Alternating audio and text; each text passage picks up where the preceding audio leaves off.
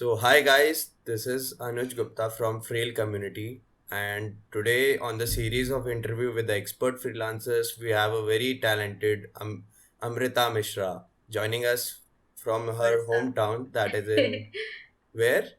Odisha, right. So to tell more about her, she is a IIM Calcutta student for MBA, and she has an experience of almost 3 years in content creation, content marketing, and even content writing. She has also been featured as top 100 content creators in India and also featured at many other forums and have a journey of having 10 plus clients and writing on more than 5 plus websites. So I would like Amrita to take over from now. And could you let us know how you started your freelancing journey, Sure. Amrita? Anuj, thank you so much, first of all, for inviting me for this call. It means a lot to me. So, how I started my freelancing journey, Thanks a lot. it was when I was in my second year of undergraduation. So, that's when I started. Like, I was writing on my free WordPress website, but then I thought that if I'm good at it, if I'm good at writing, and if people are liking my writing, I can also convert this into a freelancing career. So that is when I decided that I wanted to go into freelancing, and that is when I was reading and learning more about digital marketing also. That was one thing. Yeah. So the people who don't know about Amrita, she is actually a computer graduate from NIT Raipur, and she has transitioned over many types of career from computer engineer to content creator and now I am MBA student. So Amrita, how did you do that and how was your experience in juggling all of the different careers Um, all it along? has been pretty great so far, I would say. Like, I was open to experimentation, and I have tried exploring and learning a lot about digital marketing and content writing before starting my career in this. So it has been pretty good, and it was the same time when I decided I was more interested into marketing because I liked managing events, I liked talking to people, I liked doing stuff on social media and like creating posts and all those different kinds of things.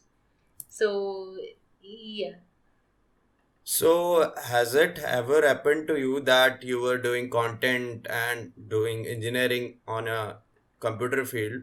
So you stuck with what should I pursue next? Like, should I go with computer or should I continue majoring in content and I should put my passion?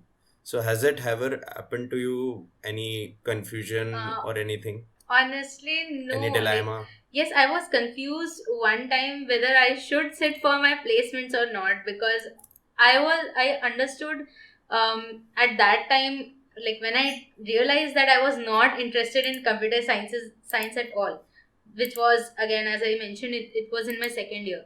So at that time I decided to pursue this, and after exploring and like working simultaneously in both the fields, in my final year I had to decide whether I wanted to sit for placements or not, and I honestly did not want to. But then my family members, they Oh. asked me to at least appear for it. So I was like, okay, I'll select a few companies and I will just appear for them. Like, I won't go for very technical or software kind of roles. I would stick to some analytical kind of roles which had a more suitable test process for me. So I stuck to that because I was like, I have to go for MBA anyways after this. Why should I sit for placements? But then they were like, Oh. no, you should at least appear for the placements. Like, don't take such a huge risk. So I was like, okay, I should Ah. listen to them. Then I had also, yeah, Okay, so you had a backup yeah, you plan. can You say. were appearing in placements, and also you got an admit at IIM Calcutta Right. along with the Right. placements. That Am I that correct? happened a few months later. So yeah. So, oh, so how was like what did you felt when you got an admit at IIM Calcutta and all that, and you were juggling all this with the placements? So, did you appear for placements after getting an No, no, admit, no. or you stopped I got going placed for in placements? August, and My IIM Calcutta results came Oh, next year during May. So there was a long gap. Like I got placed before I appeared for CAT. so so guys, so it is only for the people who are very talented in computers who get placed in first month. And she's also very talented in content creation as well. She has a following of 10,000 people on LinkedIn and over 1,000 on Instagram. And she has a active post. She is posting actively on social media across YouTube, Twitter, Instagram, LinkedIn, Medium, and I'm losing words because you are active on so many platforms. Even she is doing podcasting, man. How are you doing all these things along with such a hectic MBA schedule? Like, could you guide people who are having hard time managing their time, even doing one thing they are having hard time? So like I would suggest that you should divide your time. Like if you know that, and focus on one thing at a time. So while you are studying or while you are doing your assignments of college, don't think about what post is going to go up next on social media, or like don't think about which client's work you have to do now. Just focus on the assignment that you're doing. Similarly, when you're doing content or when you are creating, like this is a very common concept called as batch content creation that many freelancers and many companies follow for their content, that they create a lot of content in a single batch and then they post it whenever at whatever time and date it is required. Some people also use scheduling, so you can also use scheduling tools, but they don't work well on certain platforms. So again, you have to keep that in mind. That is those are a few steps that you can take. So, yeah, thanks a lot for explaining how to manage your time. And could you inspire our freelancers who have just started out and don't know how to sail through this whole career? How can one start in content creation and how can one establish Right. a So career in that? the one mistake I would say I made when I started my journey in content writing was that I did not interact with enough number of freelancers, because I did not even know that this thing is called freelancing. I was like, I want to write for someone and get paid for it. So that was in my mind back in 2018. But now I think with COVID and all those things, I think there has been a lot of opportunities that have come, and there are a lot of people online. You can easily find them and talk to them about this. So definitely reach out to people and talk to them. That would be my number one advice, and that is the best thing that you can do, because unless and until you talk to someone who has already been through it, you like that is the best kind of guidance you can get apart from Google and YouTube and other resources that we have online. So, as mentioned by Amrita, you should network more and more with the expert freelancers, get to know more about them, their journey, and that is why we have created Freel Community. So, you can check out more interviews on the Freel.world, and the description is given below. So, so to the people who don't know, many people around freelancing can go on to the Freel community and get to know bunch of stuff related to freelancing if you don't know about it. So I'll continue the question to Amrita. So that spoken about COVID-19 has impacted or influenced many people to start freelancing. Could you let us know, like, what do you think COVID-19 had an impact or technology has an impact on freelancing world, since you are a person who has done it before, who has started it before COVID happened, and you achieved it before COVID. So you must have seen some pattern So differences. the only major difference that I saw was that offline meetings or just calls that got converted into Zoom meetings, WhatsApp chats, and emails. So the medium of communication has changed, and I think it has made it a lot easier for us to communicate. Because before COVID, I had a few clients that were offline, or I had a lot of phone calls. But again, I think people have learned to prioritize what is important, and like they don't just bombard you with calls all day. So that is one thing I have observed. And about the technologies Okay. and tools that I've developed, there are a lot of amazing tools out there that can help you in making your writing and your content creation better. So people say that AI is going to replace the writers. I think for the next few years, like 5 to 10 years down the line, AI is not going to replace them, but writers will work along with the AI tools to create better content. That is my view on this. So, could you let us know about the AI tools that you use and you recommend to the people who don't know about such tools? I don't use any AI tools right now, but I use a few tools to edit and make my writing better. So one is Hemingway Editor. I definitely use that to like see where the readability. It mainly focuses on readability and simplifying your uh, piece of writing. Then again, there is Grammarly, and if you can get Grammarly Premium, I think it is the best tool ever. You won't need anything else. Like you can set the tone, you can set the target audience, whether they are extremely expert kind of people or they are general kind of general people who need simple language. So you can tweak it accordingly. That is one thing. So Grammarly and Hemingway Editor for writing, for content writing in general. And for other, for like hashtags, I think there are a lot of tools for hashtags. And for example, there's one tool called allhashtag.com. So I use that gives good hashtag suggestions. And then there are keyword platforms. Even you can take keywords to use for hashtags on your social media posts. So that is another amazing way to create content. And obviously, if you want to search for content ideas, there is Answer the Public. If you can just Google it, and you can see a lot of different questions that people usually ask. So yeah, there are a lot of tools, honestly. And then if you are into designing or you want to create good stuff, Canva is your go-to place. Figma is also a like newer kind of tool that is coming into the space. I haven't used it much, but I know that it's a really amazing tool from my designer friends. I think I could go on and on So, about this, but yeah. I think you have a list, lot of items in Right. your list to use tools and to guide our freelancers who have just started out.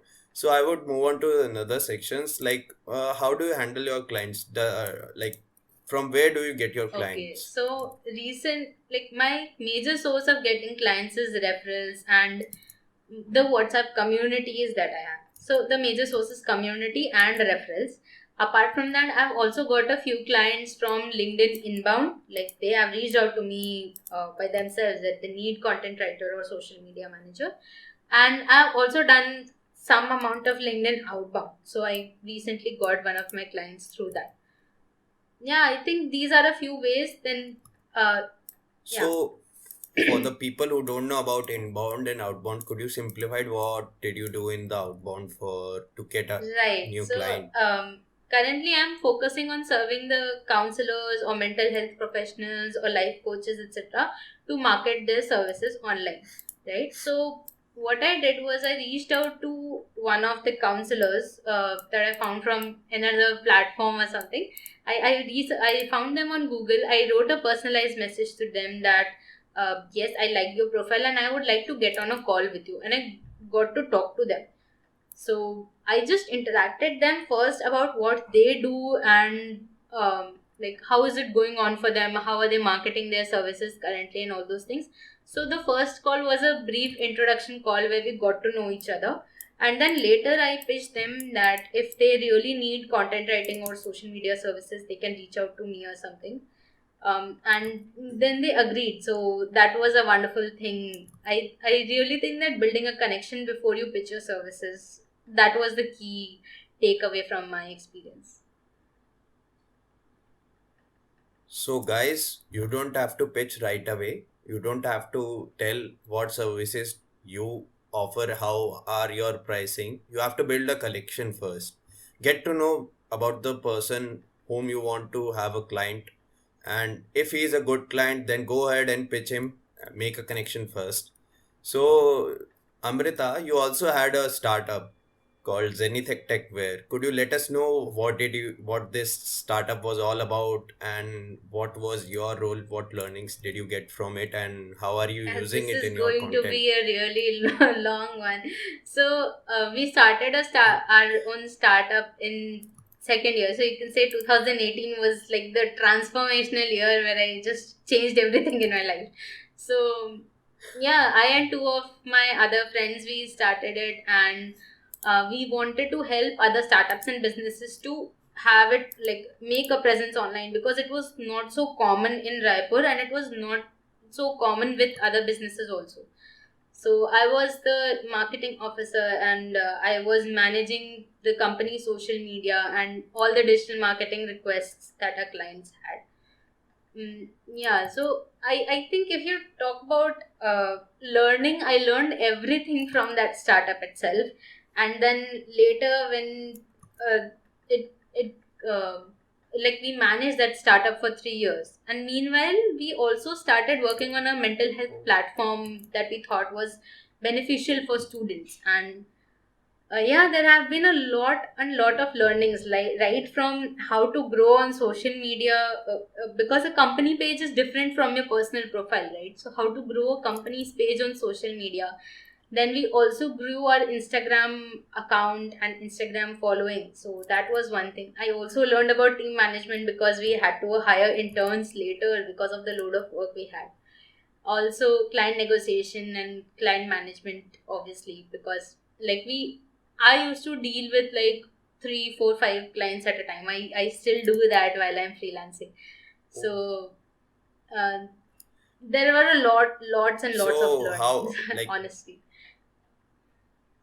like every time there when there is a topic on entrepreneurship, it is said that experience is better than Absolutely. theories. Like you learn from school, but it is. So what is your take on that? Absolutely. I think you can learn the theoretical concepts in class, but again, we even had a course on entrepreneurship in the previous term at IIM. So we were not only given the learnings, just the theoretical concepts, but we also had a project and we had to make a pitch deck and all, for the course. So yes, obviously it's not just about theoretical concepts, but you have to implement it, you have to apply it, even though you don't apply all of it, but you have to apply something. If you want to learn something, you have to apply it. So what do you like the most? Zero supervision or support from colleagues and bosses, since you had both kind of a feel, like you had a startup and now you are having an MBA. So what do you like the most? Zero supervision, managing on your own, or you like the support of having colleagues, bosses, and having a cozy life I in a haven't corporate sector? experienced the cozy life in the corporate sector till now. So I think I would be able to tell that after I get into a job. It's like 6 to 7 months from now. So So, let's see. so what is your dream My job? dream job is to, my dream is to not work at all and then see something like growing. Like, I want to spend my time doing what I like and still getting revenue. So Okay. I think, I think everyone. So you want to Yeah, build a business, you right? can say that, but I haven't Eventually. thought about a very long term right now. I think I would first go to a corporate job and I'll see how it turns out for me there. If I like the lifestyle that I have at that point in my time, then I would continue with that and maybe grow in a company. But unless and until I've experienced both worlds, I cannot comment which one I like better. Right now, I'm loving what I'm doing, studies and So freelancing, but I am yet to explore more. So, to the people who want to know more about you, where will you be going from 6 to 7 months from now? Which employer would you be uh, Um, working with? If you yeah, I can share with definitely us. can, but I like the placement processes haven't started in our college yet. So it's in February. It's in the month of February. Yeah. Okay, okay. So that's okay. And have you ever had any bad experiences with the client? And if you could tell us any experience which was the worst one. Right. There have been a lot of bad experiences also. Like it all comes with good and bad. So anyways, there have been times when clients have not paid me, or yeah, so that Oh, is one thing that every freelancer faces in the beginning. or they have made me change the article a lot of times. Like there have been a lot of reworks, but again, all of these are lessons you get to learn from them, that no, you have to charge in advance, so that they can't run away from this thing. And then again, you have to mention the number of reworks that you want to do beforehand, so that you are not exploited, and your time and energy is important, and it should be worth the uh, price that you are getting. So to the people, you have to set your own Yes, terms and conditions before going out to a client. So you should either have a formal agreement or you should take the money first, or and you should tell the person that I will do this, and I'll do the revisions only right. this much for this pricing. So this also makes the work easier for you and for the client as well. He will not ask you more, and you will be free to have basically more clients. basically they will not, So what should I say, they will be more careful in reviewing. So for example, if I'm writing a 1,000 word blog, right, and I send it to my client, and I do not tell them how many reworks are required. They check the article, they read the first paragraph, and then they tell me you have to make this change. I'll make that change, then they'll read more, and then they'll tell me the changes again and again, and maybe they don't like the same thing twice. So um it gets a lot, it drains a lot. so eventually it plays out well for both the freelancer and the client if they state Absolutely, their own terms and absolutely. condition. So ending our series of interview with you, but before that, I would like to know who is your inspiration, any favorite entrepreneur from the 21st century, or anyone you take Right. inspiration from. So initially there was only Gary Vee, and I used to consume a lot of his content, and that has helped me a lot in my journey as a co-founder and CMO, as well as in my journey as a freelancer. Right now, I have a lot of inspiration from the community that I have. So, like, to mention a few names, Unnati Bagga is one of my inspiration. Komal Ahuja is one of my inspiration. Vanchika Mehta, and these people are my inspiration. These are the freelancers that I look up to. And apart from that, as an entrepreneur, I love how the community called Cool Kanya is working. I love how a community called Boss Babe is working. So these are a few community and their CEOs and co-founders that I really really really look up to. These are just to name a few. So Honestly, thanks a lot, Amrita. yeah. I know you have a lot to tell about, but we'll Sure. keep it in the next session of our interview.